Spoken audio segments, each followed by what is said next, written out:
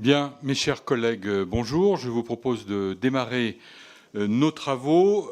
Avant de démarrer, il nous appartient d'effectuer un certain nombre de nominations de rapporteurs. Tout d'abord, je vous informe que la Commission des affaires économiques examinera lundi 4 mars le projet de loi relatif à l'organisation de la gouvernance de la sécurité nucléaire et de la radioprotection pour répondre aux défis de la relance de la filière nucléaire.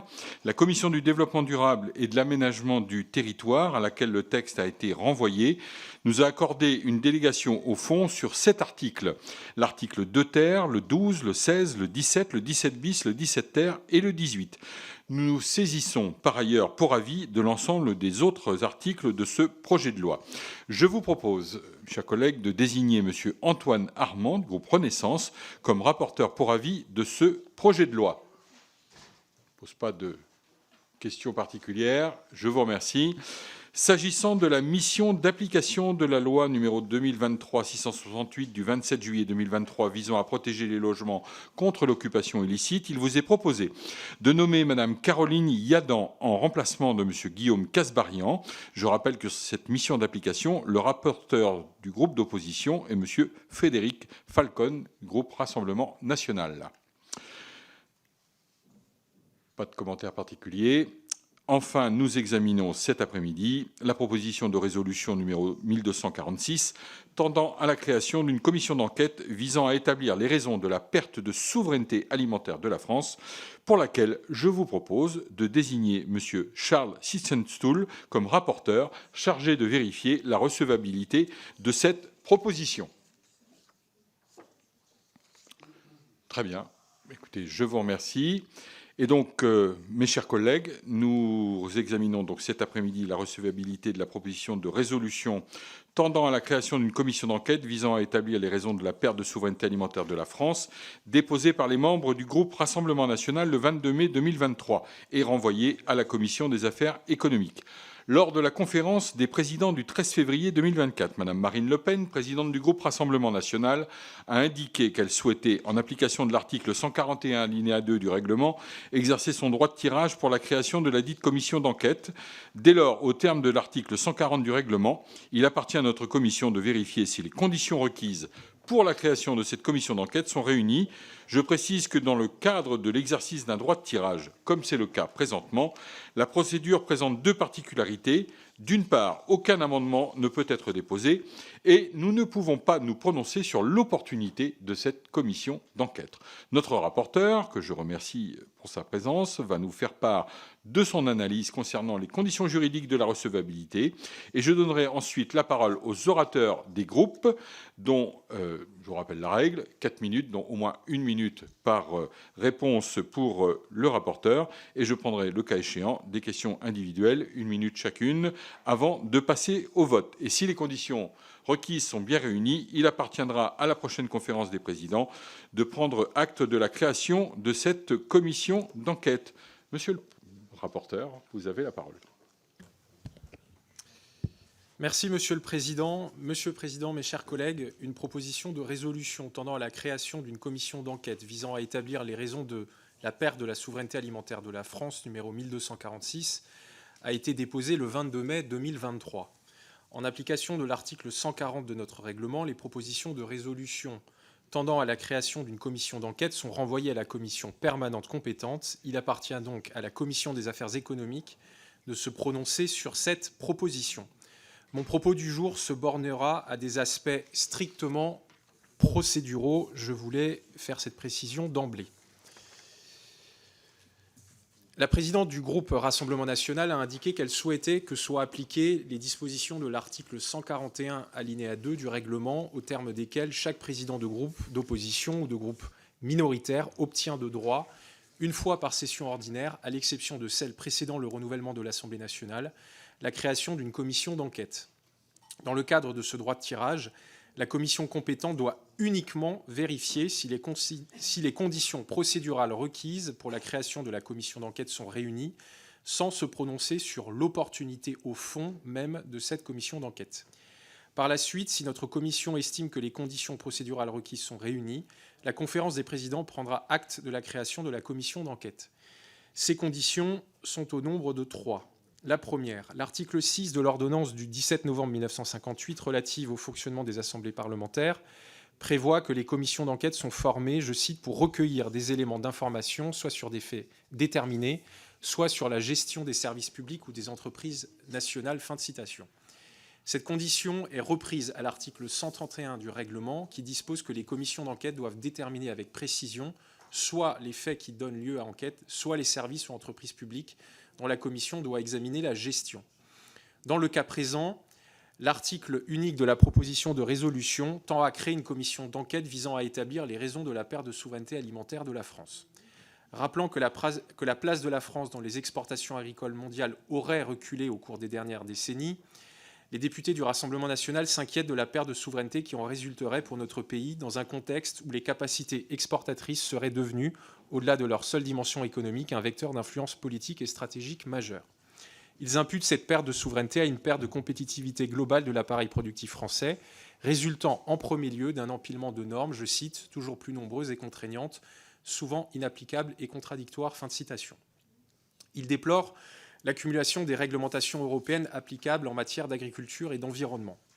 Le durcissement de l'encadrement des activités agricoles résulterait pour partie de décisions nationales comme le plan Écophyto, le plan eau, le plan milieu humide ou la réglementation applicable aux zones de non-traitement. Les auteurs de la proposition de résolution dénoncent également ce qu'ils appellent une surtransposition des directives communautaires, je cite, et des décisions récentes de l'ANSES, notamment celles relatives aux contraintes d'emploi ou à l'interdiction de certains produits phytopharmaceutiques. Au regard de la crise que traverse aujourd'hui le monde agricole et du rôle joué par de nombreux acteurs publics dans les régulations et les politiques ciblées, les objectifs de la commission d'enquête, que la commission d'enquête entend poursuivre apparaissent décrits avec une précision convenable. Le premier critère est rempli. Deuxième critère, l'article 138 du règlement de notre Assemblée prévoit l'irrecevabilité de toute proposition de résolution tendant à la création d'une commission d'enquête ayant le même objet qu'une mission effectuée dans les conditions prévues à l'article 145-1 ou qu'une commission d'enquête antérieure avant l'expiration d'un délai de 12 mois à compter du terme des travaux de l'une ou l'autre. La proposition de résolution remplit ce deuxième critère de recevabilité. En troisième lieu, l'article 6 de l'ordonnance du 17 novembre 1958 précitée dispose qu'il ne peut être créé de commission d'enquête sur des faits ayant donné lieu à des poursuites judiciaires et aussi longtemps que ces poursuites sont en cours. Interrogé le 25 mai 2023 par la présidente de l'Assemblée nationale, le garde des Sceaux, ministre de la Justice, lui a fait savoir par une lettre en date du 19 juin 2023 qu'à sa connaissance, aucune poursuite judiciaire n'était actuellement en cours sur les faits ayant motivé le dépôt de cette proposition de résolution. Le troisième critère est rempli. Je conclus donc que la création de la présente commission d'enquête me paraît ne se heurter à aucun obstacle d'ordre juridique. Je vous remercie. Merci beaucoup, monsieur le rapporteur. Nous allons passer aux orateurs des groupes. Pour démarrer, le groupe Renaissance, je donne la parole à notre collègue Alexis Izard. Merci, monsieur le président, monsieur le rapporteur, chers collègues. Je me range évidemment au nom de mon groupe à l'avis du rapporteur concernant la recevabilité de la commission d'enquête demandée par le groupe Rassemblement national dans le cadre de son droit de tirage. Je me félicite d'ailleurs que ce rapport ait été rédigé par mon collègue Charles Sinzenstuhl, qui vient de rendre les conclusions de sa mission d'information sur la souveraineté alimentaire européenne.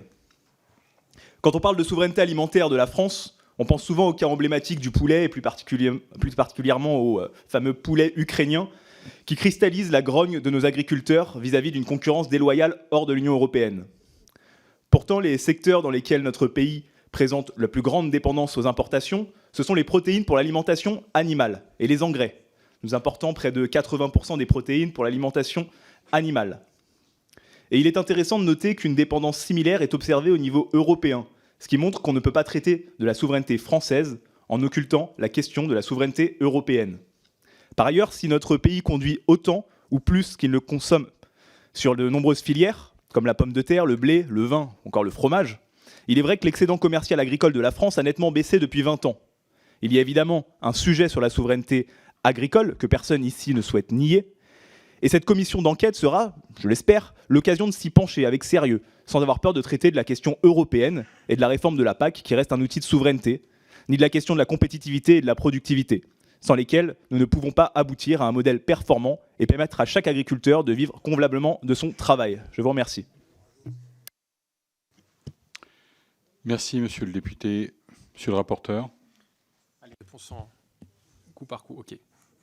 Merci, Monsieur le Président. Je voulais remercier notre collègue Alexis Izard pour ses remarques. Je voulais le remercier aussi d'avoir valorisé le travail que j'ai pu réaliser l'année dernière dans le cadre de la Commission des affaires européennes de notre Assemblée avec un collègue d'opposition, Rodrigo Arenas. Nous avons effectivement pu travailler pendant de nombreux mois, interroger beaucoup de personnes sur la question de la souveraineté alimentaire à l'échelon européen.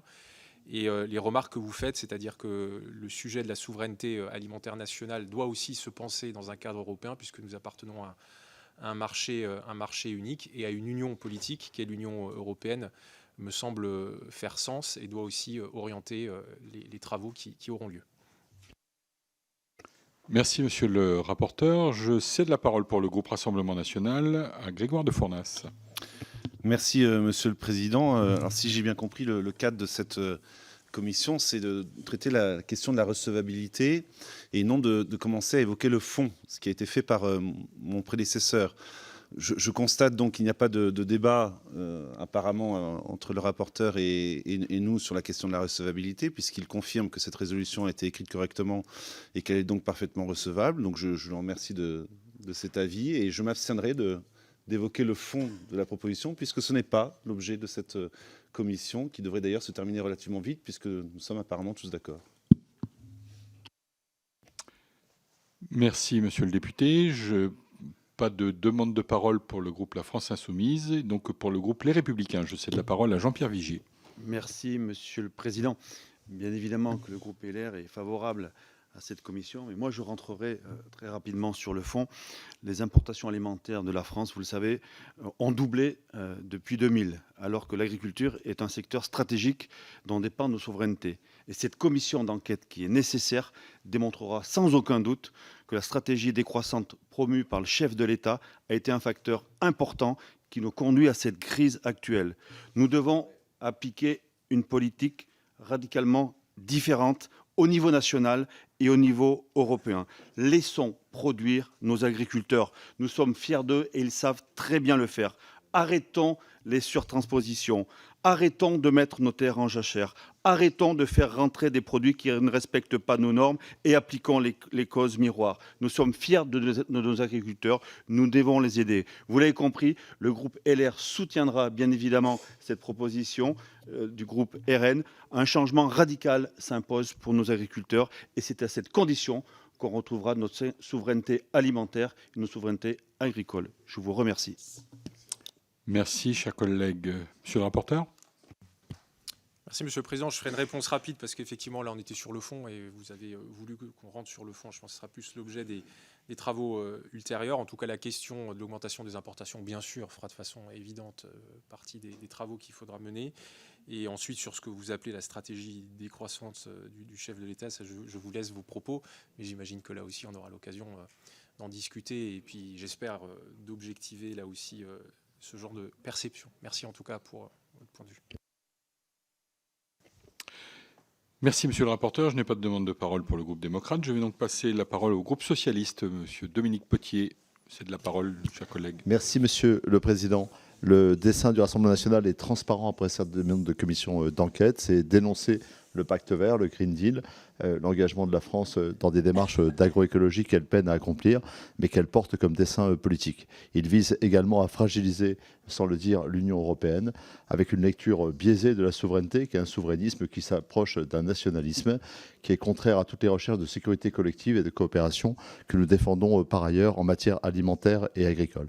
C'est donc une visée essentiellement idéologique qui est poursuivie. Le groupe socialiste fera tout pour être présent au maximum dans cette commission afin qu'elle respecte les règles de déontologie propres à l'exercice des commissions d'enquête parlementaires et qu'elle ne devienne pas une tribune politique servant le dessein que j'ai décrit précédemment. Par ailleurs, nous voulons préciser que juridiquement, sur le strict plan juridique qui est l'objet de nos délibérations ce soir, au final, il y a eu une commission d'enquête sur la question des pesticides et de leur réduction, les questions de surtransposition, la clarification sur les questions d'autorisation. Cela a donné Cela a permis d'avoir un rapport de 398 pages pour le tome 1. Le tome 2 va sortir avec l'ensemble des auditions. C'est 6 mois de travail, 171 personnes reçues sur ces questions où nous avons tordu le cou à toutes ces idées reçues sur les surtranspositions et sur les pénalités en matière d'agroécologie apportées à notre agriculture. Je serai très vigilant et je demande au président d'être très vigilant à ce qu'en aucun cas, nous ne reprenions ces travaux qui ont fait l'objet d'un arbitrage, qui ont été rendus il y a moins de 3 mois maintenant au sein de l'Assemblée nationale. Ils ne peuvent être repris sur le plan juridique dans le périmètre de la commission d'enquête que nous ouvrons aujourd'hui, puisque le délai de 1 an est requis en la matière. Nous serons extrêmement vigilants sur ce point, comme encore une fois sur les questions idéologiques propres à cette commission d'enquête. Merci. Merci, monsieur le député. Votre demande et vos propos sont parfaitement notés. Monsieur le rapporteur. Merci, Monsieur le Président. Je voulais remercier notre collègue Potier pour ses remarques. Bon, bien entendu, la question européenne est la première que vous avez évoquée et ça, il ne fait pas doute que ça fera l'objet de recherches nourries lors de cette commission d'enquête. Je suis aussi heureux d'entendre que les députés socialistes entendent s'investir dans cette commission, comme les députés du groupe républicain, parce que rappeler que ce soit les Républicains via l'UMP par le passé et puis le Parti Socialiste, ce sont deux partis qui ont eu à gérer les affaires agricoles de la France, jusqu'à 2017, et donc encore dans un passé relativement récent. Donc je ne doute pas du fait que ces deux formations politiques auront aussi beaucoup de choses à nous dire et à nous apprendre, et des points de vue à partager. Et par ailleurs, je prends note, et vous faites bien de le dire, sur les éventuelles frictions qu'il pourrait y avoir avec le travail qui a été mené dans le cadre de la commission d'enquête précédente sur les phytosanitaires. Effectivement, pour respecter bien notre règlement, il sera important que nous veillions tous collectivement à ce qu'il n'y ait pas de reprise de travaux qui ont été effectués il y a moins d'une année. En tout cas, merci d'avoir rappelé ce point. Merci, monsieur le rapporteur. Pour le groupe Horizon, je cède la parole à notre collègue Thierry Benoît. Merci, monsieur le président. En pleine mobilisation des agriculteurs de pratiquement tous les pays membres de l'Union européenne, donc la Commission des affaires économiques est saisie donc de la création d'une commission d'enquête sur la question de la perte de souveraineté alimentaire. Monsieur le rapporteur a indiqué qu'elle est recevable, et donc naturellement il n'y a aucune raison de s'y opposer. Moi je voulais simplement peut-être préciser que la commission d'enquête à l'Assemblée nationale, au Parlement, c'est peut-être l'outil le plus important pour des parlementaires pour réaliser un travail approfondi. J'ai eu la chance il y a quelques années de présider une commission d'enquête. Si les choses sont faites sérieusement, et je ne doute pas qu'elles seront faites sérieusement, ça peut être vraiment un bel outil. Pour ce faire, comme l'ont dit un certain nombre de parlementaires, il ne s'agit pas de compliquer la situation, il s'agit de compléter des travaux qui existent déjà et des rapporteurs et des rapports qui existent. C'est-à-dire qu'il ne faut pas qu'on reproduise, nous, ce que nos agriculteurs européens nous reprochent trop souvent, la complexité, la surtransposition, la surréglementation. Et donc, soyons pragmatiques. Moi, au nom du groupe Horizon, je souhaite participer à cette commission d'enquête. J'espère que le groupe me désignera. Et la commission d'enquête, elle doit éclairer le Parlement. Je vais vous faire sourire. Vous savez, lorsque j'avais présidé une commission d'enquête, c'était celle qui avait trait au rôle tenu par la grande distribution dans les négociations commerciales. C'était en 2019. Et il y a 5 ans, nous avions auditionné un certain nombre de ministres, nous avions auditionné les services de Bercy, avec le rapporteur de l'époque qui se nommait, et qui se nomme toujours, c'était l'ancien député Grégory Besson-Moreau. À Bercy, à l'époque, on nous a pris pour des imbéciles, vraiment pour des niais, pour des pauvres types, carrément. La seule ministre qui avait été sensible à cette question du rôle tenu par la distribution et des centrales d'achat hébergées hors France, c'était la ministre Agnès Pannier-Runacher. Et, ironie du destin, il se trouve aujourd'hui qu'elle se situe en situation de pouvoir agir. Et donc je m'en réjouis, parce que grâce à ce rapport qui ne m'a jamais quitté, depuis 5 ans, eh bien, on est en mesure, de manière récurrente, de faire des propositions. Il faut aussi que ce rapport il s'intéresse sur la question de la chance pour la France d'avoir 28 millions d'hectares de surface agricole utile. Ça, c'est un trésor que nous devons nous accorder à préserver. Et je souhaite, si c'est possible, sans aller trop sur le fond, que celui qui sera désigné rapporteur de cette commission d'enquête eh bien, puisse orienter les débats tant sur le sujet français que sur le sujet européen, parce que c'est la perte de souveraineté alimentaire en France et dans l'Union européenne qui est en jeu. Merci, monsieur le député. Monsieur le rapporteur. Merci, Monsieur le Président. Merci, cher Thierry Benoît, pour vos remarques. Et donc, comme notre collègue Potier, vous avez aussi conduit une commission d'enquête sur des sujets, on va dire, assez proches. Donc, vous aurez beaucoup d'informations à faire partager à la future commission d'enquête. La question de la surface agricole utile qui renvoie à celle des terres et des sols, hein, pas exactement la même chose, des terres et des sols, mais enfin en tout cas, le paquet global qui concerne le foncier est effectivement un enjeu à ne pas oublier. Et c'est d'ailleurs, faire 30 secondes, enfin 10 secondes de la promotion du travail que j'ai fait moi à la Commission des Affaires européennes, un sujet qui est aussi ressorti. Voilà, la question des terres et des sols, on n'y pense pas tout de suite quand on parle de souveraineté alimentaire. En fait, c'est une des composantes. Merci beaucoup.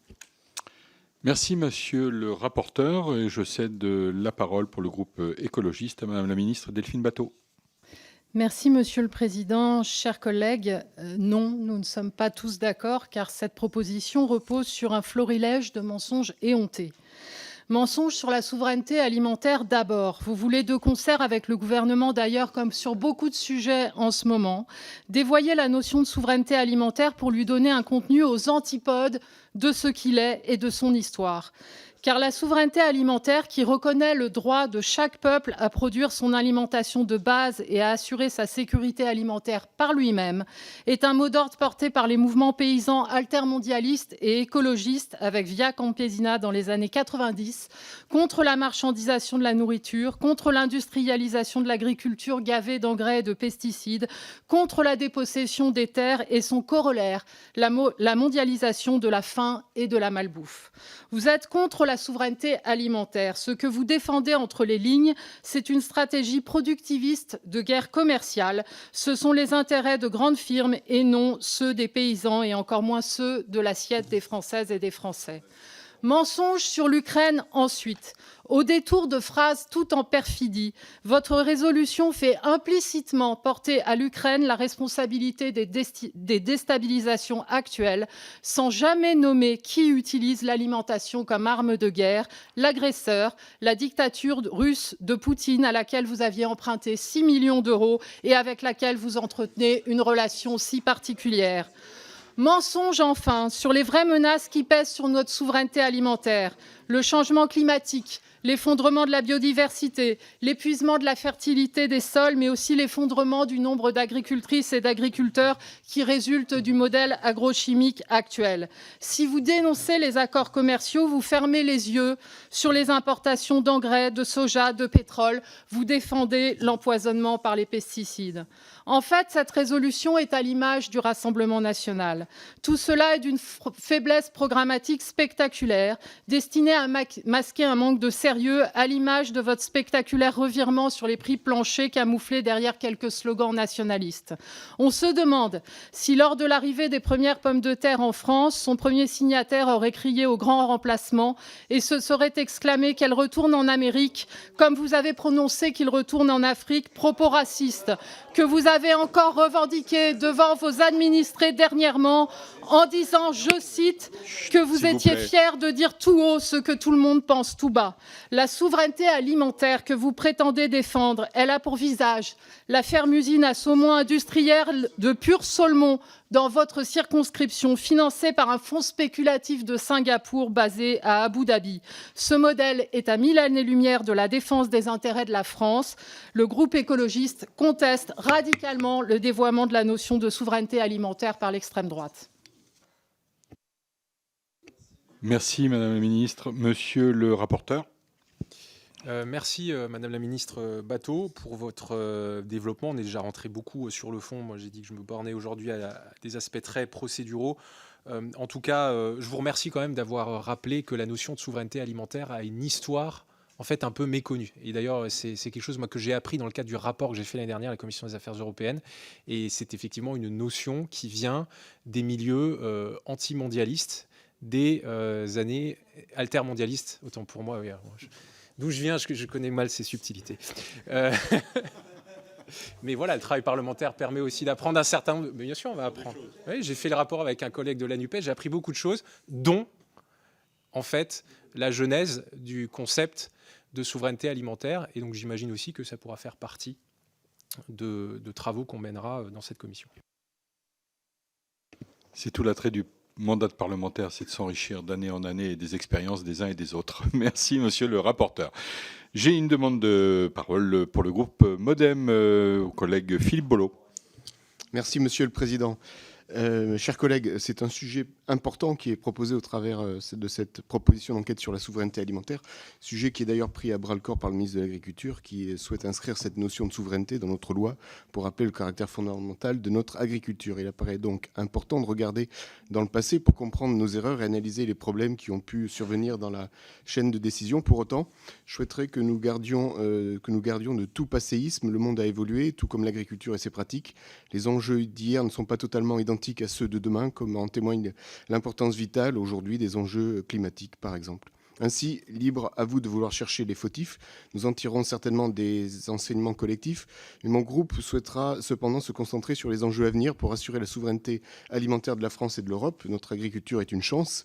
Elle est porteuse de solutions et d'espoir. À nous de trouver les solutions qui nous permettront de le démontrer. Et donc, les députés démocrates ne s'opposeront pas à cette commission d'enquête.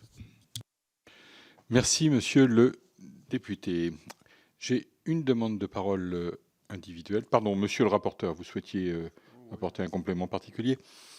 Répondre quand même aux collègues du groupe MoDem. Merci pour les propos qu'il a tenus. Et bien entendu, je pense que là aussi, c'est important que vous le rappeliez, c'est que tout travail parlementaire, alors là, l'intitulé laisse plutôt à penser que c'est le passé qu'il faut examiner, mais d'examiner le passé doit aussi servir à émettre, à avoir des idées ou des propositions, des recommandations pour l'avenir. En tout cas, c'est important de l'avoir rappelé.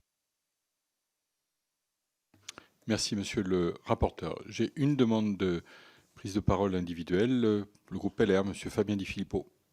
Merci beaucoup, Monsieur le Président. Mon collègue l'a dit tout à l'heure, cette commission d'enquête, elle me paraît non seulement recevable, mais aussi souhaitable compte tenu des évolutions des dernières années. Et un rapport sénatorial avait montré, avec des chiffres dans des proportions très importantes, la perte de souveraineté de la France, pas seulement au niveau de notre balance commerciale, mais aussi sur notre capacité à produire la quantité suffisante pour nourrir nos concitoyens. Moi, j'aimerais que cette recevabilité soit examinée positivement, mais aussi qu'elle soit un peu élargie, parce que, bien sûr, vous allez examiner la production, la transformation, la distribution.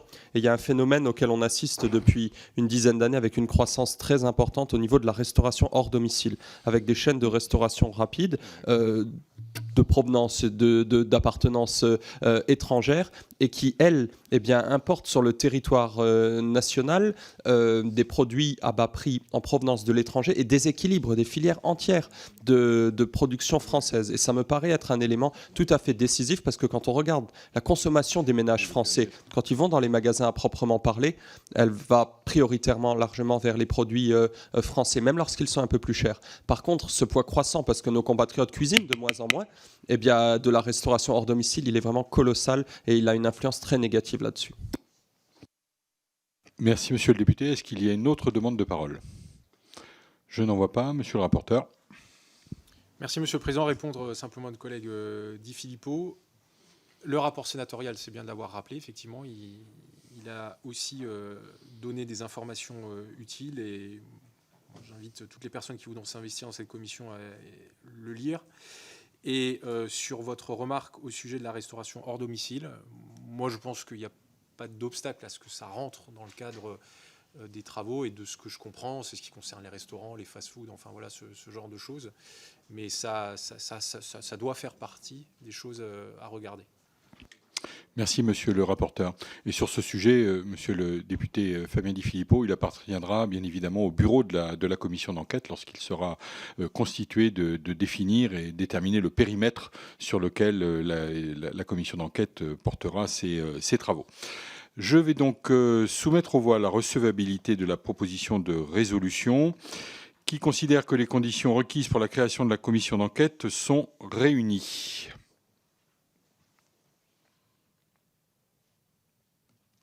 Qui considère qu'elles ne sont pas réunies. La commission des affaires économiques, que les conditions requises pour les conditions requises pour la création de la commission d'enquête visant à établir les raisons de la perte de souveraineté alimentaire de la France sont donc réunies. Il me reste deux petites informations à vous donner et une remarque. Je souhaite que, étant donné le périmètre qui est celui de la commission, qu'un certain nombre de membres de cette commission, de la commission des affaires économiques, puissent participer, bien évidemment, à cette commission d'enquête. Je vous rappelle que pour demain, mercredi, nous avons rendez-vous au Salon de l'Agriculture dans le cadre des travaux de notre commission.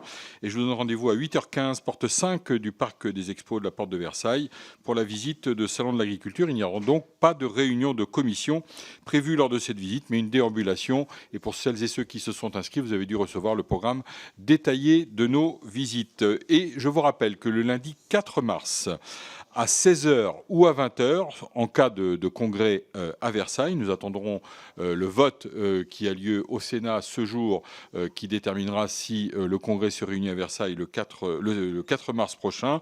Nous aurons l'examen pour avis du projet de loi adopté par le Sénat après engagement de la procédure accélérée relatif à l'organisation de la gouvernance de la sûreté nucléaire et de la radioprotection pour y répondre aux défis de la relance nucléaire. Donc 16h ou 21h en cas de congrès. Merci de bien vouloir noter ces informations. Mes chers collègues, je vous remercie de votre présence et vous dis à demain pour celles et ceux qui participeront à la visite du Salon international de l'agriculture.